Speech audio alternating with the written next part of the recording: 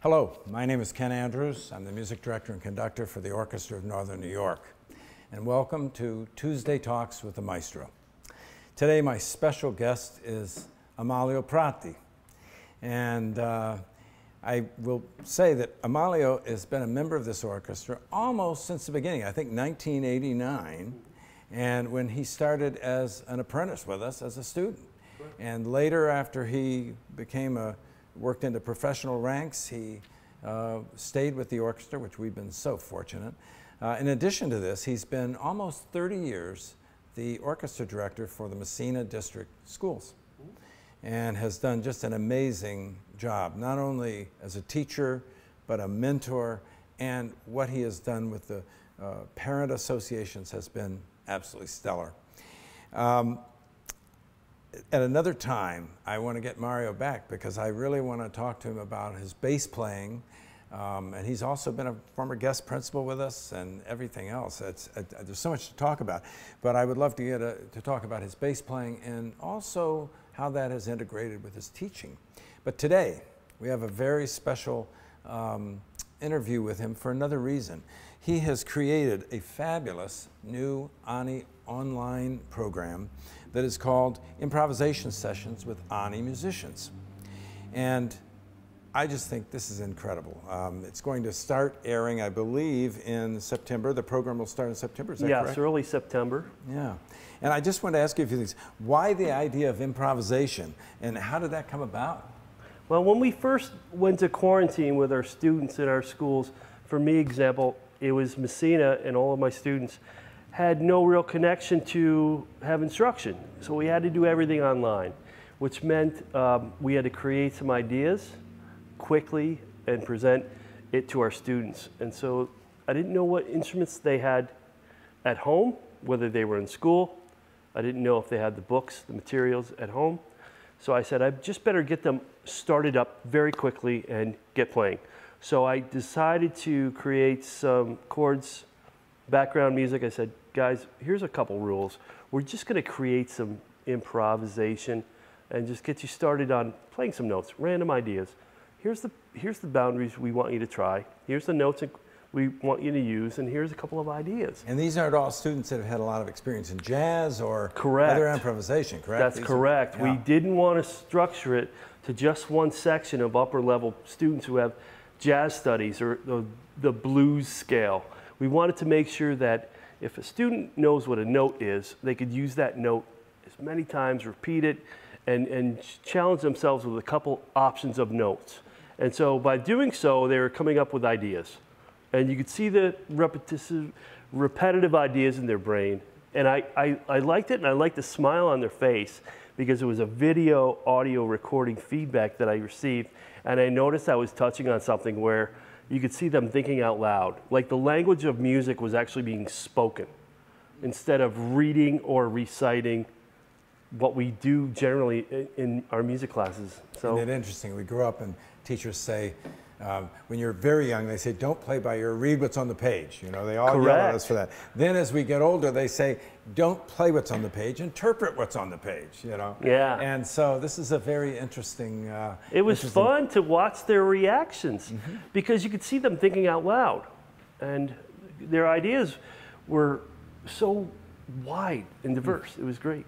How do you see this program morphing to affect the orchestra and how it would bring the kids into ONNY, and how do you see this affecting that?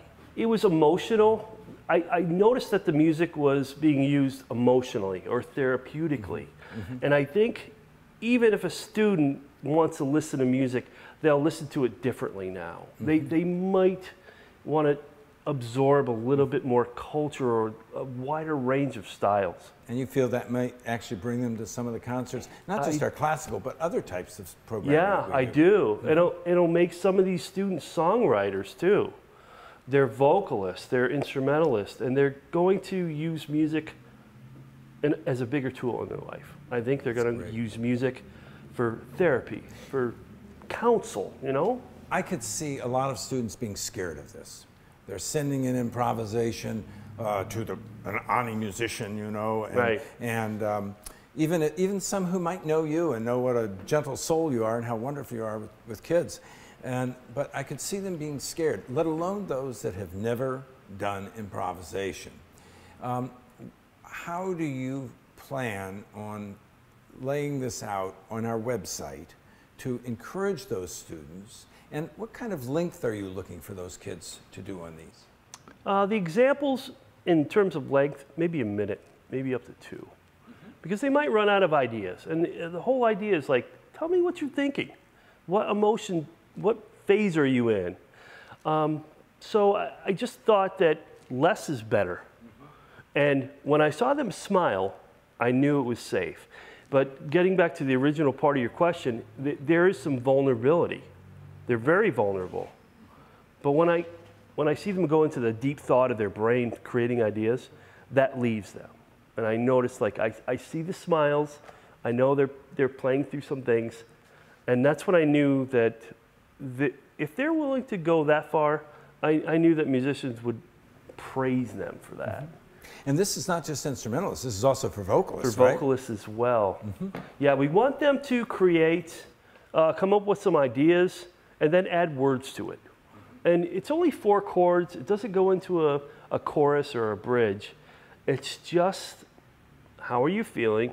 State it, either instrumentally or vocally. Just give us an idea. And some of the ideas are repeated notes, which would be like a very long sentence with a lot of syllables. So you might point a lot, and stay on the note. Or you might have a wide range and slow it down, which, you know, gives a different texture. So a lot of kids are in those different phases. So I think the other thing I would wonder that students might worry about is, well, if I send this in, does that mean you're just going to post this on the ONNY site?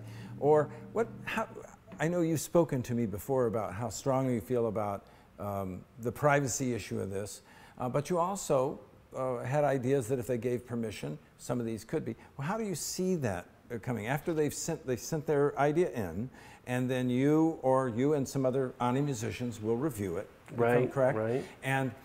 And give them support and some guidance and mentoring on these ideas and maybe some suggestions for the future. And my question is, what then happens with that example, and what happens for the students? Do they get an email back from you? What happens with this? Yeah, what they'll receive is personal feedback.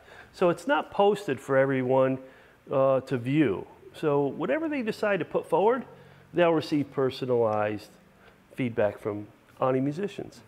Now, we could say, look, would you be willing to let us use this as an example of how much maturity and growth you're having from improvisation? And so some students might say, yeah, you could post this on the website as an example of improv. And I guarantee a lot of these kids are going to be smiling, and you know, it's fun to do. So if they're willing to go another step after being vulnerable to try and receive our feedback, they're going to grow, and they're going to try and say, okay, I think this is a good example of me, and I like my ideas. Go ahead and post it. Fantastic.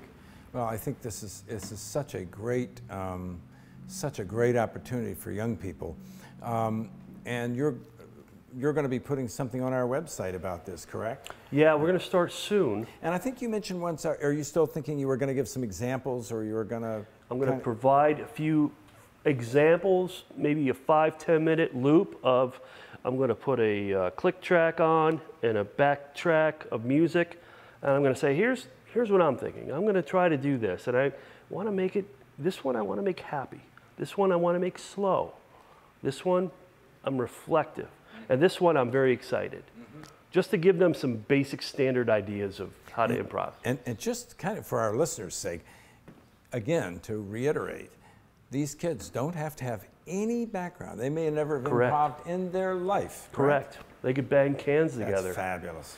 And anybody who's at a piano or any instrument and say, I like what I'm hearing, I think I could add to it. And that's where you catch a person becoming a musician. And percussionists as well? Exactly. Exactly, sure. I think that's great.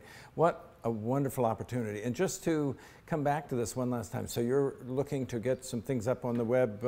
Yeah, I'm going to have some help for editing, and I present the videos to the students. I say, hi everyone, welcome, and this is our first installment of a series of improvisation. And today, we'll probably look at this, and then we'll grow from there. So they'll all have a chance to step into it deeper and deeper if they want to, but there's some editing involved, so we can keep it short. We don't want it to be too long.